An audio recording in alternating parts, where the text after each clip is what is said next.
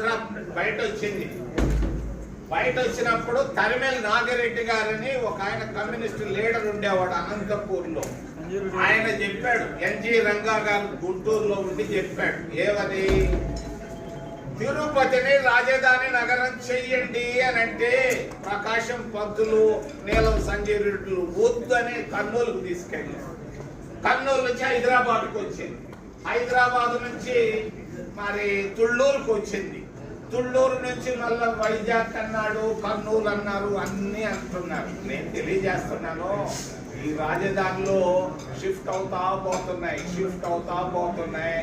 ఈ అమరావతి కూడా షిఫ్ట్ కాబోతుంది. నేను ఎక్కడికి పోతుంది నాకు తెలుసు, కానీ నేను చెప్పను. రాష్ట్రంలో బొత్స మీరే ఇద్దరే అంటున్నారు, ఆ మాట ఇంకెవరు అనలేదండి. శ్రీకాకుళంలో ఇంకొక ఆయన కూడా అన్నాడు, రెవెన్యూ మినిస్టర్ ఆయన ధర్మాన ప్రసాదరావు.